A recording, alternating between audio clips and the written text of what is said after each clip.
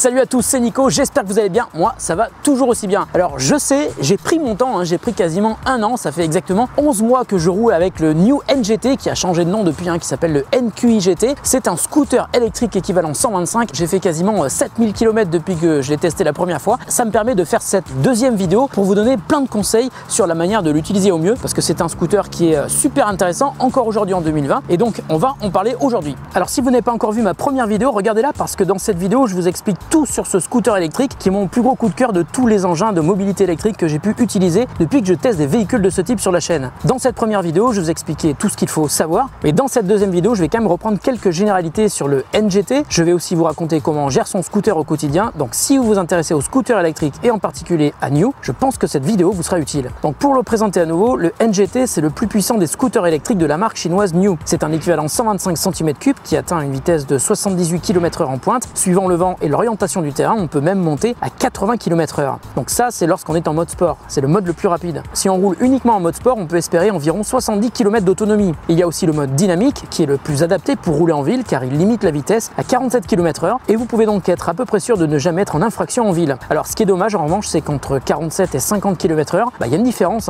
et à mon avis, New aurait dû mettre cette limite à 50 et pas à 47. Mais tant pis. En revanche, quand vous roulez uniquement à 47 km/h, vous pouvez espérer aller beaucoup plus loin, environ 90 km. Mais évidemment, en roulant uniquement en mode dynamique, il y aura des moments où vous sentirez un petit peu à la traîne. Donc faites comme moi, pour avoir une conduite intelligente, vous pouvez alterner entre mode dynamique et mode sport suivant l'endroit où vous roulez. Si vous roulez uniquement en ville, roulez en mode dynamique et quand vous roulez hors agglomération, passez en mode sport. Mais pensez quand même à respecter les limitations de vitesse, quel que soit l'endroit où vous roulez. Alors toujours en termes d'autonomie, un truc que je vous avais déjà dit dans ma deuxième vidéo du M+, c'est l'autre scooter de New. L'autonomie restante va varier suivant tout d'abord la charge, évidemment, donc votre poids plus celui d'un éventuel passager et ce que vous transportez soit dans le top case, soit dans un sac à dos. Mais ça va varier aussi suivant le relief du terrain, évidemment. Par exemple, si vous avez beaucoup de routes en montée, ne soyez pas surpris de voir l'autonomie descendre plus rapidement que si vous roulez tout le temps sur du plat. Et puis aussi, bien sûr, suivant la température, plus il fait froid, plus la batterie est sollicitée. Alors un truc intéressant à savoir et qui a changé depuis que j'ai fait ma première vidéo, lorsque vous passez en dessous de 15% d'autonomie restante, le scooter va passer en mode réserve et vous ne pourrez donc plus rouler qu'à 22 km/h au maximum. C'est le mode e-save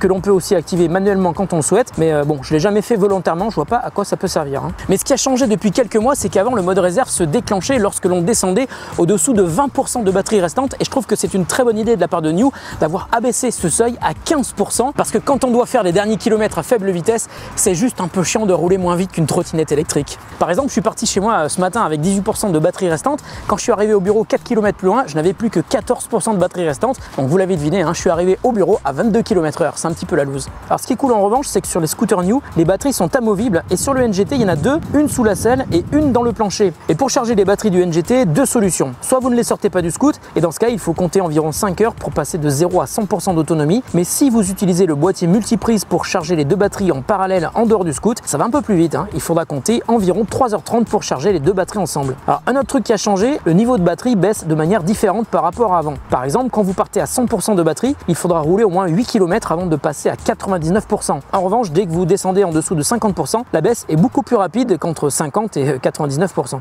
Alors tout ce que je vous explique sur la batterie, c'est un truc qu'on apprend à gérer quand on utilise un scooter électrique au quotidien. Quand vous allez quelque part, regardez le niveau de batterie restante sur l'application, estimez le nombre de kilomètres que vous devrez faire pour y aller, pour en revenir, et si vous pensez que vous risquez d'être un peu juste, emmenez le chargeur avec vous. Alors contrairement à celui du M+, il ne rentre pas sous la selle, donc il faudra plutôt un sac à dos où vous pourrez le mettre dans votre top case, mais attention, le chargeur est un petit peu lourd. Donc calculez bien votre coût, parce qu'en plus de ne pas être léger, il faudra quand même pouvoir brancher le chargeur quelque part. Et puis un autre détail intéressant, vous pouvez aussi rouler avec une seule batterie, et dans ce cas, vous serez limité au mode dynamique, donc avec une vitesse de pointe de 47 km/h. Tiens, au fait, ça coûte combien de recharger les batteries du NGT? En fait, pour passer de 0 à 100%, ça vous coûtera à peu près 77 centimes. C'est carrément pas mal du tout.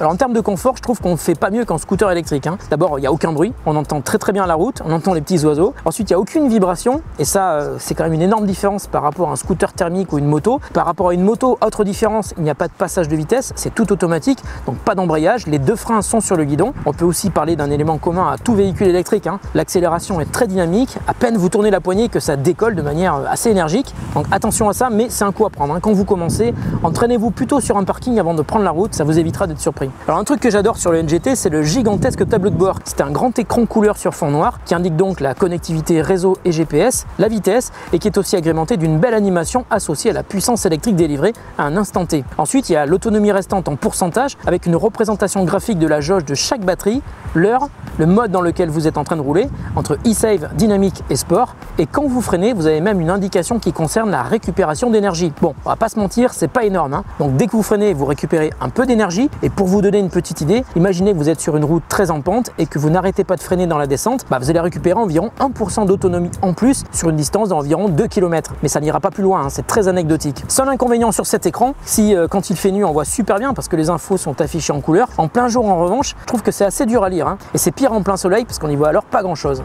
Alors il y a un autre aspect que je trouve génial sur le NGT, c'est son application mobile qui a d'ailleurs été mise à jour il y a quelques semaines. Elle est ultra complète et elle permet d'avoir plein d'infos sur les batteries, comment elles sont d'ailleurs gérées quand elles sont utilisées ensemble ou séparément. On peut aussi voir le nombre de cycles complets de charge effectués et l'estimation de la durée de vie totale de la batterie. Une batterie a une durée de vie d'environ 7 ans sur le NGT et après un an d'utilisation et 7000 km parcourus, les batteries ont fait 82 et 80 cycles complets de charge et elles sont toujours à 92% de leur durée de vie. Je trouve que c'est vraiment satisfaisant. Sur l'application, on peut aussi avoir des statistiques sur ses parcours et également l'historique de tous ses parcours. Enfin, il y a un truc absolument génial, hein, c'est que dans le NGT, il y a une carte SIM et une puce GPS et ça veut dire qu'avec ces deux éléments, on peut avoir les mises à jour over the air de toute la partie électronique du scoot, mais on peut aussi savoir précisément où se trouve son scooter à tout moment, à partir du moment où les batteries sont dans le scoot, et on peut même lancer un diagnostic depuis l'application, même si on n'est pas à côté. Alors le diagnostic, c'est vachement bien, hein, ça permet de tester en quelques secondes tous les organes vitaux du scooter, le système d'alimentation, de batterie, de blocage à distance et toute la partie électronique. Autre truc sympa, le scooter est truffé de détecteurs et de capteurs en tout genre. Quand il est garé, dès que le scoot se met à bouger, s'il est penché, si on le secoue, vous recevez une alerte sur votre smartphone. Alors ça peut être désactivé parce que même si c'est vous qui le démarrez avec la clé, il y aura toujours une notification sur votre smartphone ou votre Apple Watch par exemple, mais c'est quand même très pratique. Et enfin dans l'appli, il y a une info vraiment utile, la géolocalisation vous permet de voir quels sont les centres de réparation agréés New les plus proches de l'endroit où vous vous trouvez.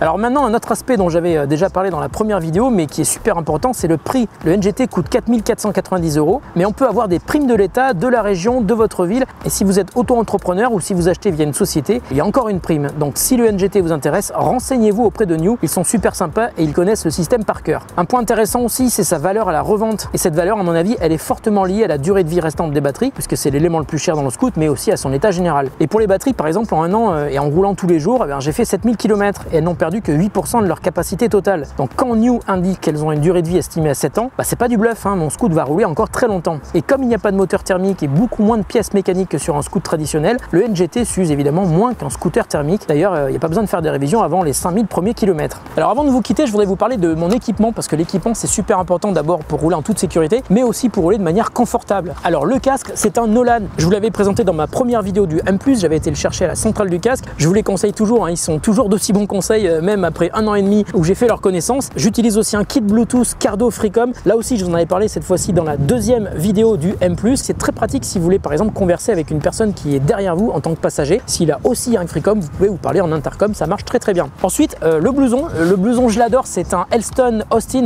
Elston, c'est une marque française qui fait des blousons qui sont en général assez vintage. Celui-là, il n'est pas spécialement vintage, mais il est surtout très très confortable. C'est une veste d'été qui est super aérée, mais qui est malgré tout très très bien protégée au coude, et il y a une dorsale. J'adore ce blouson, et le truc qui est génial, c'est que ça fait un an, même plus que ça, hein, ça fait plus d'un an que je le porte et il est comme neuf, il ne bouge pas. Et le Elston Austin est aussi livré avec une veste supplémentaire qui vous protège de la pluie et que vous pouvez ensuite ranger dans une poche dorsale. C'est vachement pratique. Ensuite, les gants, ce sont aussi des gants français. C'est une marque qui s'appelle Racer et le modèle, ce sont les Ronin, et ils sont super bien parce qu'ils sont d'abord très légers. Quand on met les mains à l'intérieur, on n'a pas l'impression d'avoir les doigts bloqués, et puis ils sont aussi ventilés comme la veste, hein. Ce sont des gants d'été, c'est une veste d'été. Ça fait quasiment un an que je roule avec, et je sais que j'ai quand même roulé avec cette veste là l'hiver, mais j'étais bien couvert. Et pour les gants, j'avais un petit peu froid aux mains, mais je mettais des petits gants Décathlon dessous pour avoir moins froid, ou alors je remettais d'autres gants d'hiver, mais ceux-là ils sont quand même très très confortables. Et si je vous parle de ces produits, c'est parce que je pense à ceux qui sont comme moi. Quand moi j'ai commencé le deux roues, j'y connaissais absolument rien, donc je me suis renseigné un petit peu à droite à gauche, et le casque Nolan, c'est une référence,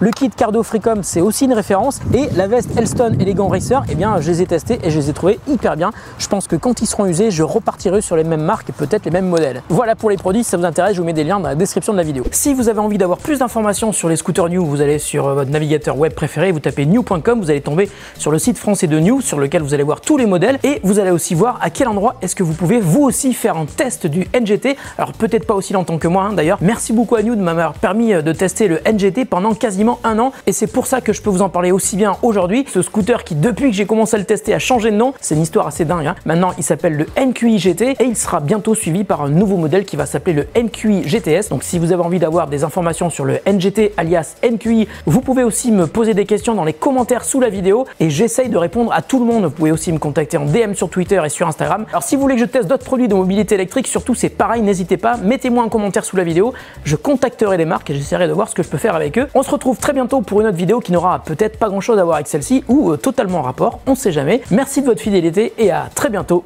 sur The Grand Test.